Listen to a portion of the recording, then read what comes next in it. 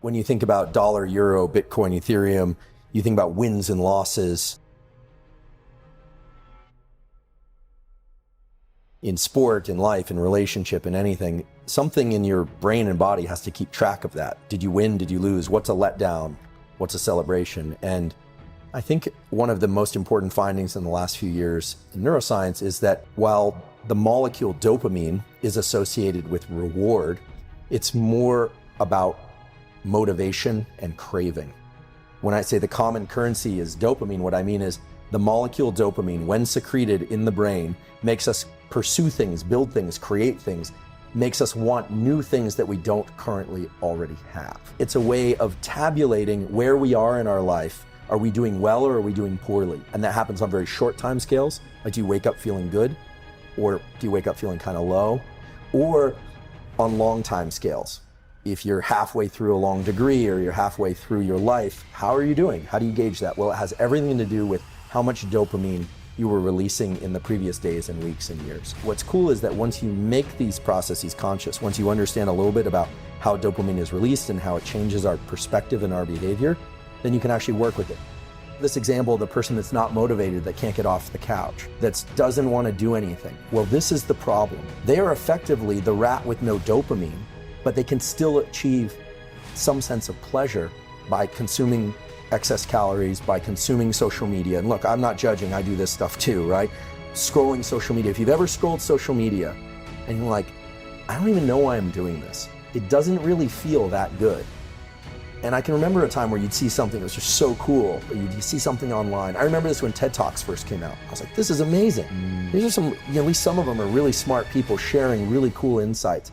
And then now that there are like a gazillion TED Talks, I remember spending a winter in my office when I was a junior professor, cleaning my office finally, and binging TED Talks in the background, thinking this is a good use of my time. Pretty soon, they all sucked to me.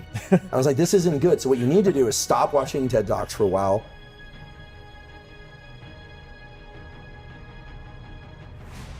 wait, and then they become interesting again. And that's this pain-pleasure balance. And so for people that aren't feeling motivated, the problem is they're not motivated, but they're getting just enough or excess sustenance. So they're getting the little mild hits of opioid, it becomes an opioid system. And if you think about the opioid drugs as opposed to dopaminergic drugs make people rabid for everything. You know, drugs of abuse like cocaine and amphetamine make people incredibly outward directed. Right? They hardly notice anything except what they want more of, more.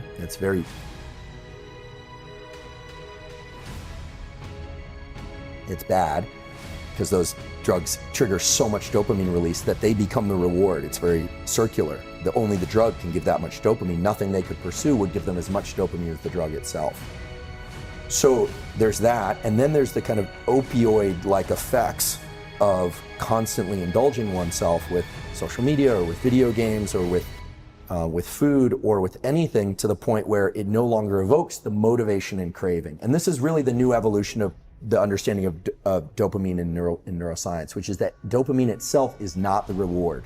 It's the buildup to the reward. And the reward has more of a kind of opioid bliss-like property, which itself is not bad if it's endogenous, released from within.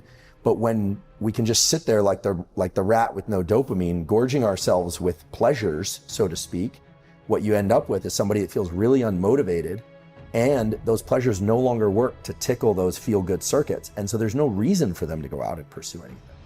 And that's a pretty dark picture. So the keys are to pursue rewards, but understand that the pursuit is actually the reward if you want to have repeated wins, okay? The celebration has to be less than the pursuit. And that's hard for some people to do. If you can start to identify the craving as its own internally released drug, this thing dopamine, that is a source of motivation, then what you realize is that capturing the reward is wonderful, but attaching dopamine to the reward is actually a little bit dangerous. Celebrating the win more than the pursuit, it actually sets you up for failure in the future. And so this gets us right into something called dopamine reward prediction error. And reward prediction error is basically if you expect something to be really great and then it's not quite that great, your dopamine baseline lowers. And now understanding what we know about dopamine, that means that not only did you feel as if you lost because it wasn't as much a celebration as you thought it would be, but it also means that you're starting from a lower place, meaning you are less motivated. Anytime you have a bunch of dopamine and you're in pursuit, after you achieve a win, now this could be a business win, a relationship, a win of any kind,